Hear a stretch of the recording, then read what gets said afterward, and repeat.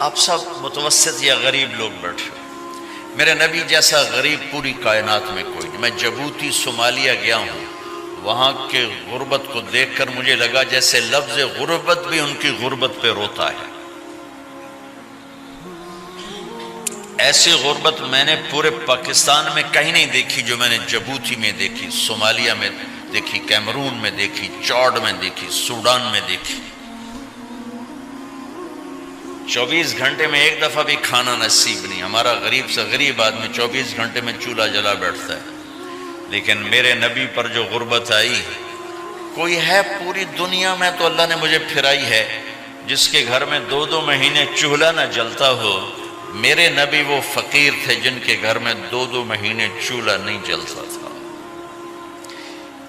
ایک رات آپ سوئے ہوئے، کبھی یوں کروڑ بدلے اور کبھی یوں کروڑ بدلے، بار بار حضرت عائشہ کے ساتھ۔ تو تھوڑی دیر کے بعد آپ تھوڑا سا آگے ہوئے اور چارپائی کی جو لکڑی ہوتی جس پر باندھ بنا ہوتا ہے، اس پہ پیٹ کو یوں فکس کر کے اور نیچے لٹک گئے، دھڑ آدھا نیچے لٹک۔ فَكَانَ قَابَ قَوْسَيْنِ أَوْ أَدْنَىٰ۔ واہ واہ واہ، کیا مقام ہے قاب قوسین، اور کیا حالات سے گزر رہے ہیں کہ یوں آدھا دھڑ نیچے لٹک گیا۔ ام عائشہ اٹھ کے بیٹھ گئیں، یا رسول اللہ خیریت کیوں؟ آپ اٹھ کے بیٹھے، کہا عائشہ بھوک بہت لگی، بھوک بہت لگی، اس لیے پریشر دیا تاکہ وہ جو بھوک کی طلب ہے نا میدے میں، اس کو پریس کیا، اس لیے پتھر باندھتے تھے کہ وہ پیچھے چلا جائے۔ اب مسجد میں تشریف فرما تھے، ایک صحابی نہ کر کہ یا رسول اللہ یہ دیکھیں کپڑا ہٹایا، یہ دیکھیں میں نے پیٹ پہ پتھر باندھا۔ جن کے لیے کائنات بنائی، جنہیں اپنا حبیب کہا، جن کے چہرے کی قسمیں اٹھائیں، والضحیٰ، جن کی زلفوں کی قسمیں اٹھائیں، واللیل اذا سجا، جن کے منہ سے نکلے بول کی قسم اٹھائی، وقیلہ، جن کے کتاب کی قسم اٹھائی، والقرآن المجید، جن کے شہر کی قسم اٹھائی، وہذا البلد الامین۔ اتنی بڑی ہستی، آپ نے کہا ذرا ادھر دیکھو، آپ نے پیٹ سے کپڑا ہٹایا تو آپ نے 2 پتھر باندھے، دیکھو میں نے 2 باندھے۔ کوئی ایسا فقیر ہے دنیا میں دکھاؤ؟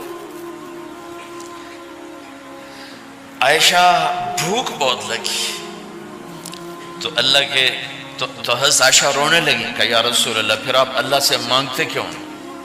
کہا عائشہ نہیں مانگوں گا، اسی بھوک میں اللہ سے ملاقات نہیں مانگوں۔ مجھ سے پہلے میرے جو بھائی آئے انبیاء، وہ اسی فقر میں گئے، میں بھی اس فقر میں جاؤں گا۔ اپنے گھر میں یہ دکھ رکھا،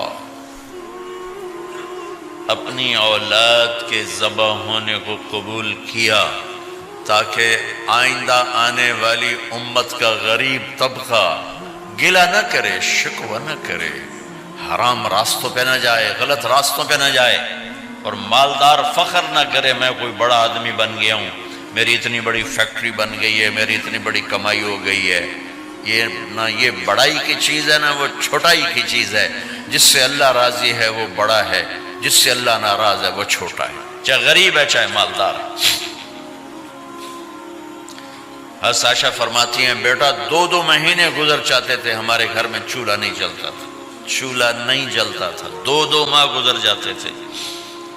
ایک دفعہ باغ میں تشریف لے گئے، عبداللہ بن عمر آپ کے ساتھ ہیں، صبح کا وقت ہے تو اب کھجوریں گری پڑی، جو ملک نہیں ہوتی نا، کسی کوے نے ٹھونگ ماری، کسی طوطے نے اس کو ایسے ہی وہ اس کو ٹک دیا اپنی اس کے ساتھ چونچ کے ساتھ، تو وہ گر پڑی۔ اب اٹھا کے صاف کر کے کھا رہے تھے اور عبداللہ سے کہہ رہے تھے عبداللہ تو نہیں کھاتا؟ انہوں نے کہا جی مجھے بھوک نہیں ہے۔ آپ نے کہا عبداللہ مجھے بھوک ہے، آج 4تھا دن ہے میں نے کچھ نہیں کھایا، 4تھا دن۔ تمہیں کوئی ہے جس کے ہاں 4 دن فاقہ چلتا ہو؟ آج 4تھا دن ہے میں نے کچھ نہیں کھایا۔ ہمارے دسترخوان پہ کتنا کھانا اٹھا کے کوڑے کے ڈھیر میں جاتا ہے، آج 4 دن گزر چکے ہیں میں نے کچھ نہیں کھایا۔ هذه صبح رابعة ما ذقت شيئا، آج چوتھی صبح میرے اوپر طلوع ہوئی ہے،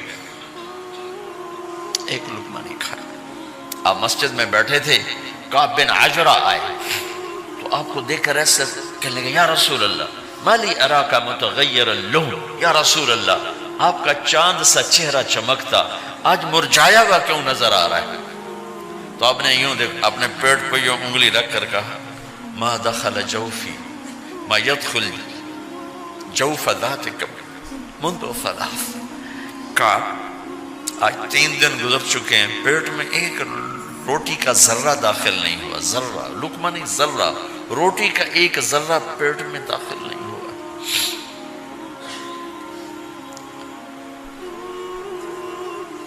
اور اتنی بڑی رسالت، اتنی بڑی نبوت،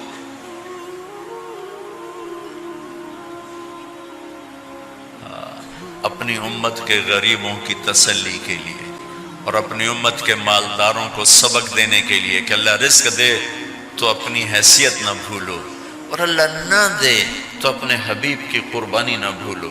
انہوں نے تو جان بوجھ کے یہ کیا، جان بوجھ کے، یہ نہیں کہ آپ کو کوئی تنگی اللہ کی طرف سے، جان بوجھ کے۔ اور سارے گھر کا یہ حال ہے۔ حضرت فاطمہ رضی اللہ تعالیٰ عنہ سے ملنے گئے، کہا بیٹے میں اندر آ جاؤں، میرے ساتھ عمران بھی ہیں، ایک صحابی تھے عرب سردار، میرے ساتھ عمران بھی ہیں۔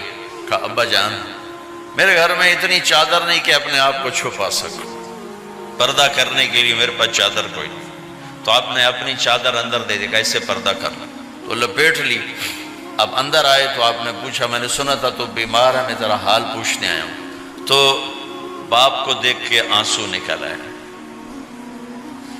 کہ یا رسول اللہ بیماری بھی ہے اور بھوک بھی ہے، دونوں ہی ہیں، صرف بیماری نہیں بھوک بھی ہے۔ بڑے بڑے مصیبتوں سے لڑ جانے والے ماتھے پہ کبھی بل نہ آیا۔ بیٹی کے آنسوں نے پگھلا بھی دیا اور رلا بھی دیا، آپ بھی رو پڑے، آپ بھی رو پڑے۔ پھر کہا میری بیٹی نہ رو، والذی بعث اباک بالحق ما ذقت من 3 ایام طواقا، آج 3 دن ہے میں نے ایک لقمہ نہیں کھایا، میں تیرے ساتھ۔ اور میری بیٹی میں تمہیں بتاؤں، میرے رب نے مجھے کہا تھا میرے حبیب اگر آپ چاہیں تو احد پہاڑ سونا بنا دو، 10 میل لمبا چوڑا ہے احد پہاڑ، 10 میل، میں احد پہاڑ سونا بنا دوں آپ کی خدمت میں پیش کروں؟ تو میں نے کہا نہیں یا اللہ مجھے نہیں چاہیے، میں ایک دن بھوکا رہوں گا، ایک دن کھانا کھاؤں گا۔ پھر فرمایا بیٹی کیا تجھے یہ عزت کافی نہیں ہے کہ اللہ نے تجھے جنت کی عورتوں کا سردار بنا دیا؟ یہ سرداری سونے چاندی میں تل کے نہیں ملی، ہوئے ہوئے میں قربان جاؤں۔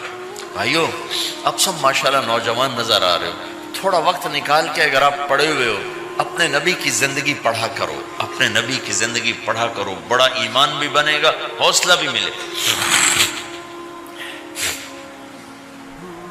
آپ حسن حسین کو کہتے تھے میری آنکھوں کی ٹھنڈک، میرے جگر کے ٹکڑے، میرے سینے کی ٹھنڈک، میرے لاڈلے، جنت کے چاند، جنت کے سردار، میرے 2 پھول، یہ سارے الفاظ حسن حسین کے لیے ہیں۔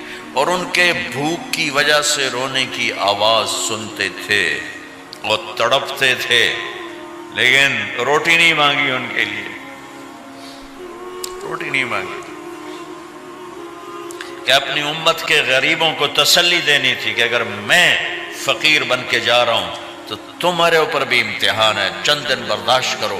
آپ نے فرمایا سب سے پہلے میں جنت میں داخل ہوں گا، سارے نبیوں پر جنت حرام ہے جب تک میں نہ چلا جاؤں، اور ساری امتوں پر جنت حرام ہے جب تک میری امت نہ چلی جائے، سب سے پہلے میں جنت میں داخل ہوں گا۔ وما یا فقراء المؤمنین، اور میرے ساتھ میری امت کے غریب لوگوں، میرے ساتھ میری امت کے غریب لوگ میرے ساتھ پہلے داخل ہوں گے۔ حضرت فاطمہ کے گھر میں فاقہ حد سے بڑھ گیا تو حضرت علی نے فرمایا کہ جاؤ اللہ کے نبی سے کچھ تو مانگ کے آؤ، کچھ تو پیٹ میں جائے۔ زندگی میں کبھی ایسا موقع نہیں آیا، یہ ایک دفعہ اتنا فاقہ آیا کہ حضرت علی جیسی ہستی نے بھی کہا جاؤ۔ تو آپ تشریف لائیں اور دروازے پہ دستک دی تو اتنا پیار تھا.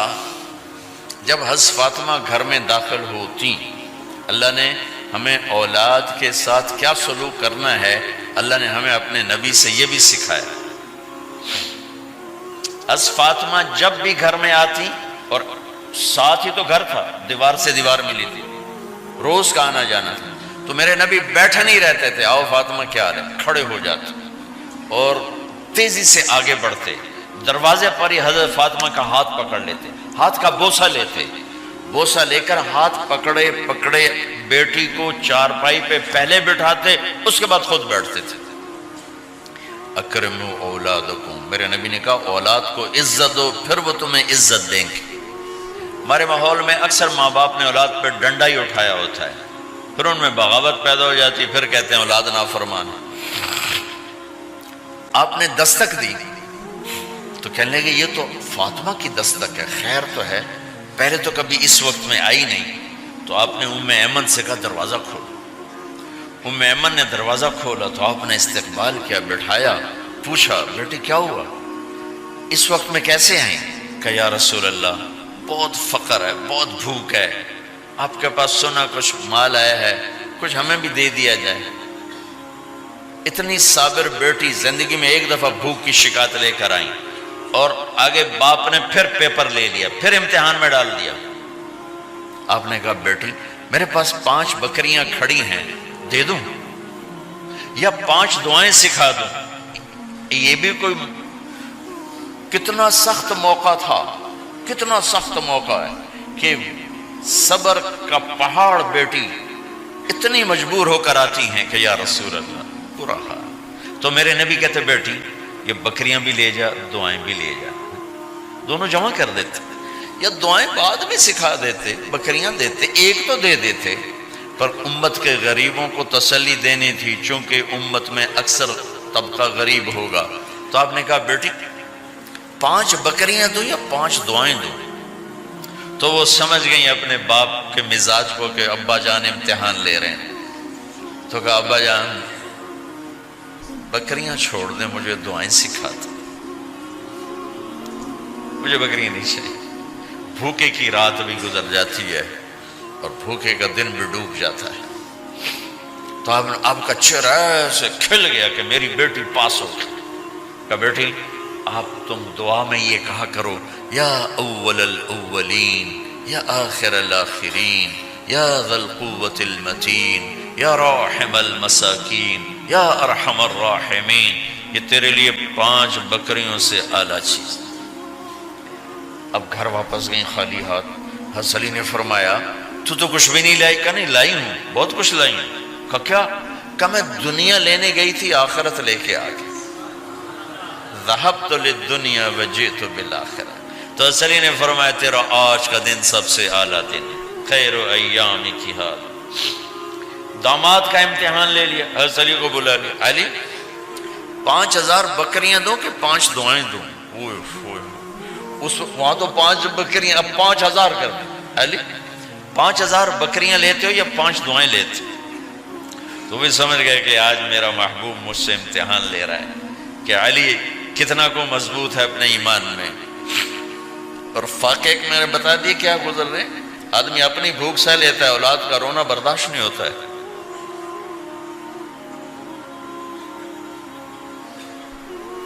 علی 5 دعائیں دوں کہ 5000 بکریاں؟ حضرت علی نے عرض کی یا رسول اللہ دعائیں سکھا دیں، بکریاں نہیں چاہیے. میرا نبی کا چہرہ کھل گیا کہ میرا داماد بھی پاس ہو گیا. علی تو یہ دعا مانگا کر روزانہ، اللہم اغفر لی ذنبی ووسع لی خلقی وبارک لی فی رزقی وقنعنی بما رزقتنی ولا تذهب قلبی الی شیء صرفته عنی. یہ 5 دعائیں تو مانگا کر، 5000 بکریوں سے زیادہ ہے. اللہم اغفر لی ذنبی، اللہ میرا گناہ معاف کر. وسع لی خلقی، میرے اخلاق عالی شان کر. بارک لی فی رزقی، میرے رزق میں برکت دے. قنعنی بما رزقتنی، مجھے لالچ سے نکال دے، مجھے لالچی نہ بنا، مجھے حریص نہ بنا. ولا تذهب قلبی الی شیء صرفته عنی، جو تو نے مجھے دیا نہیں اس کی میرے اندر سے طلب بھی ختم کر دے، مجھے اس کا طلبگار بھی نہ بنا کہ یہ 5000 بکریوں سے زیادہ ہے۔ میں نے تھوڑا سا اپنے نبی کے گھر کا نقشہ آپ کو بتایا کہ یہ چند دن صبر کی دنیا ہے، اللہ راضی ہو گیا تو موت سب سے خوبصورت پیغام